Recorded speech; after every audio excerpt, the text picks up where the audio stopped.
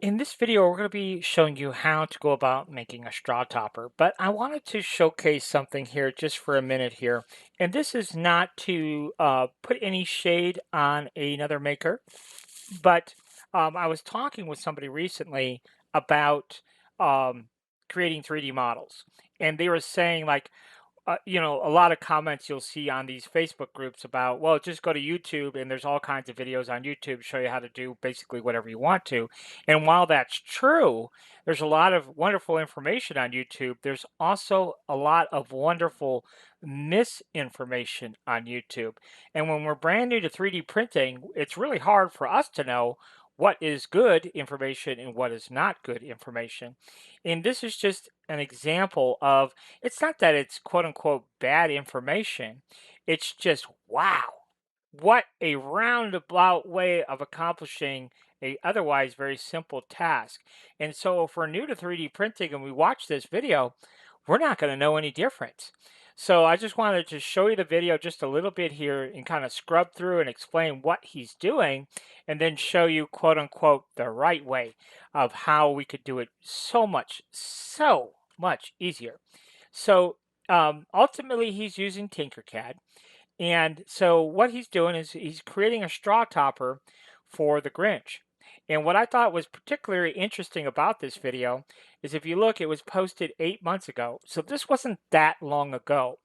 And why that's significant to me, because when I got into doing about 6 months ago, I got into making 3D models and I watched a lot of videos. I mean, a lot of videos and a lot of videos about Tinkercad. And I saw almost immediately, like, no, I'm definitely not going to be using Tinkercad. This is crazy.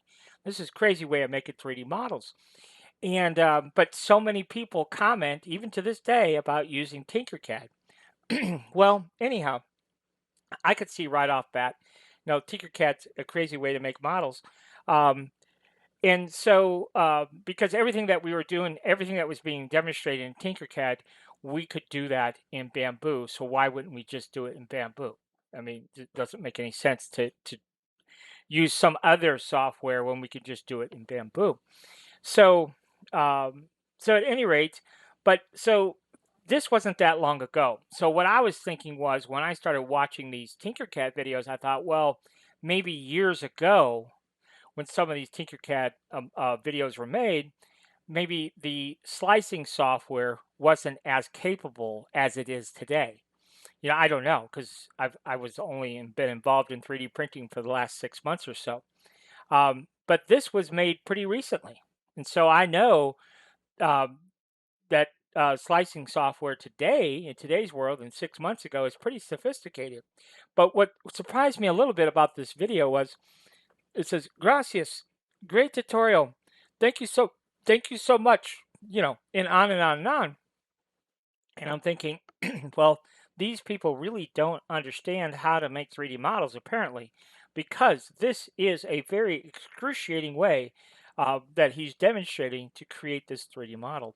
So I'm going to just scrub through the video real quick and just show you essentially what he's doing.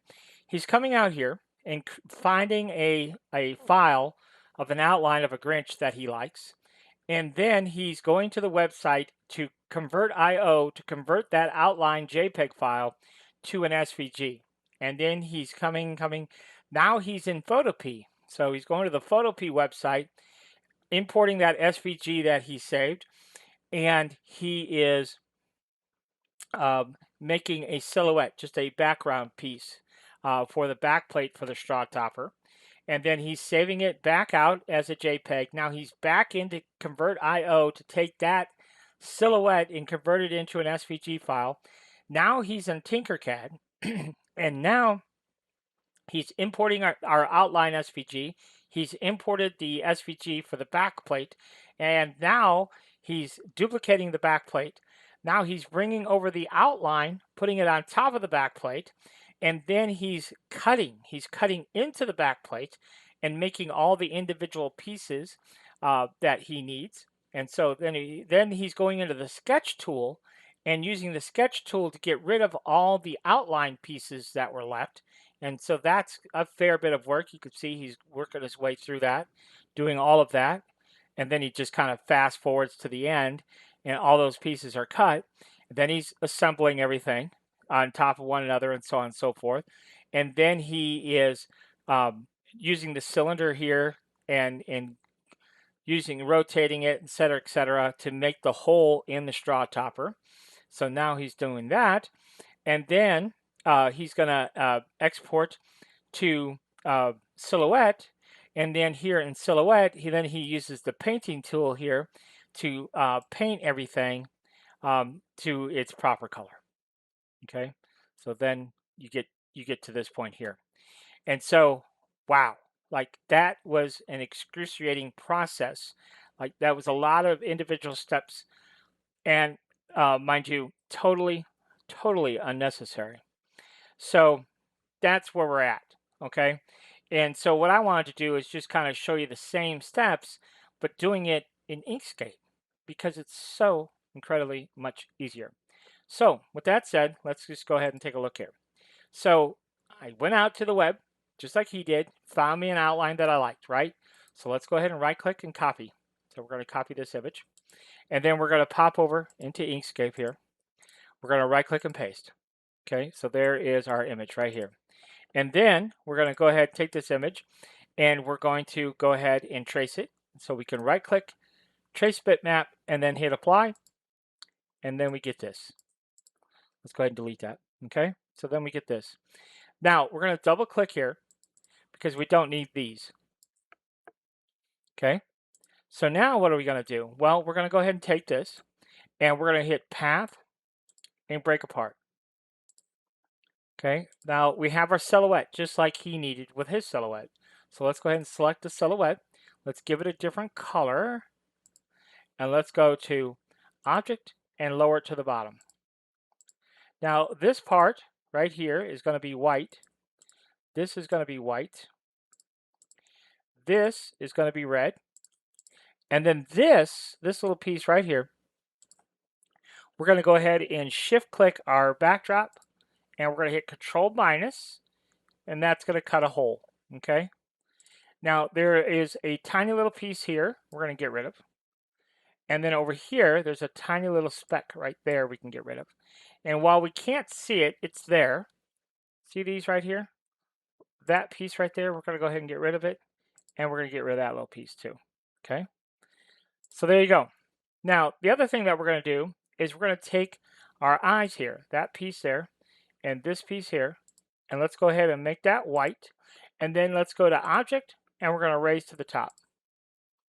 Okay, so let's go back to normal view. And now this is what we have. Okay, so now we're going to take our black piece here. We're going to right click, select same fill color, and we're simply going to hit Control K. And now we're going to go ahead and give that a green color. We're going to take the backdrop. We're going to go ahead and make it black. And there you go.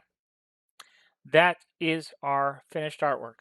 Just that quick, that easy, right? We really simplified the whole process. We don't need all those various different programs and going into Photopea and creating all these SVGs. No, did our work here. So our work is complete. So what we're going to do here is we're going to take this piece of white and this piece of white, and we're going to go ahead and Control K, and then our eyes, same thing. We're going to select both of our eyes, Control K. And that's the only other thing we're going to do. Now, if we look over here on our layers, you're going to see we have our back plate, right? And then we're going to have our red, and then we're going to have our white, then we're going to have our green, and then we're going to have our other white. And that's it. Now let's go ahead and scale this to our finished straw topper size, which in our case, it's going to be 68. I think in his video he did 80, but we'll just go ahead and do that. Save.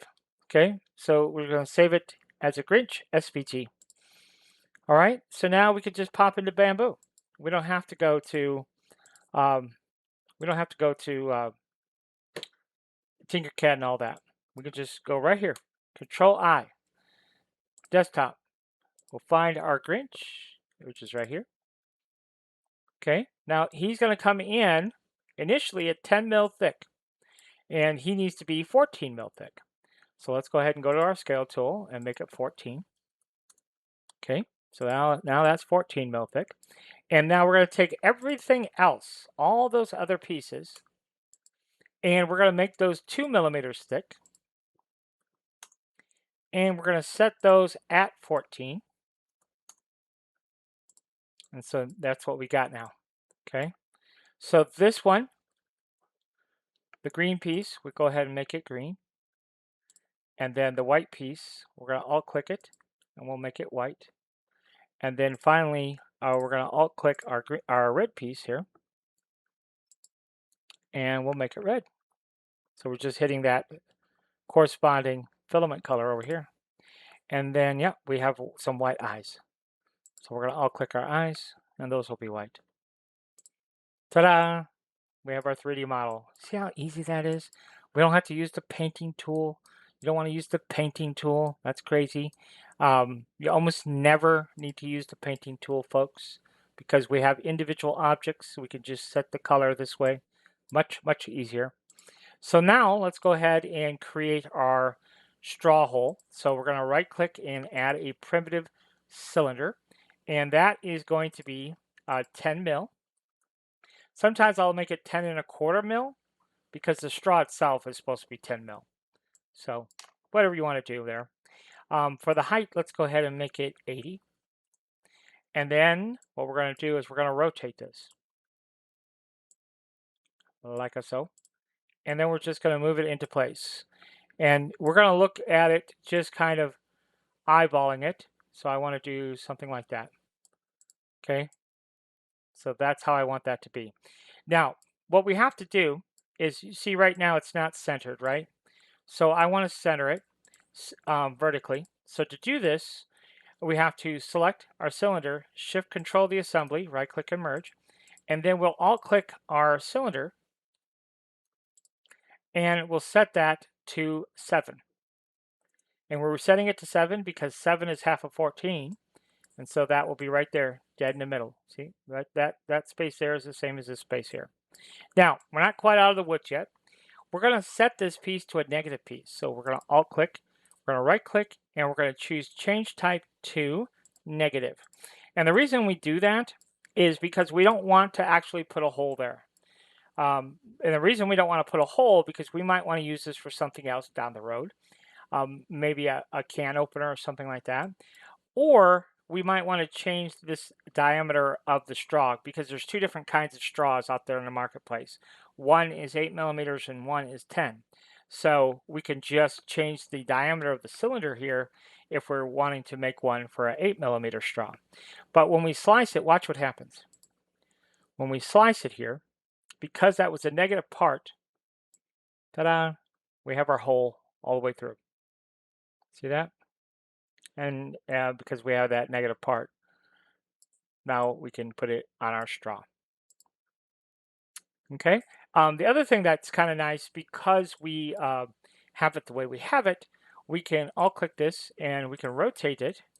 And so if we want our Grinch to kind of sit in the straw at an angle, we can just go ahead and do it that way. And then the Grinch would be kind of cockeyed a little bit. He'd be looking at you kind of sideways. So that's the other advantage also, that we could do it that way. Okay. So that's it. That's how easy it is to make a straw topper. Like, we don't have to go through all of those crazy steps of convert.io and photop and tinkercad. I mean, that's just a absolutely crazy way of creating a straw topper. It's jumping through way too many hoops. So yes. So anyhow, some of the information we find on YouTube is really wonderful, and some of it is obviously has very good intentions, but in terms of practicality, you know, it misses the mark maybe a little bit because this process is so much quicker. So that's it for what it's worth. Hopefully it helps you out, and until next time, thanks for watching. If you have any questions or need one-on-one training or some custom files made for you, this is my contact information, so feel free to reach out via email. You can text me. You could even give me a call. I'd be happy to answer questions or give you more details on the one-on-one training we offer, and as well as if you need custom files made until you are up to speed on how to make them yourself, feel free to reach out and we'd be happy to help you with that as well.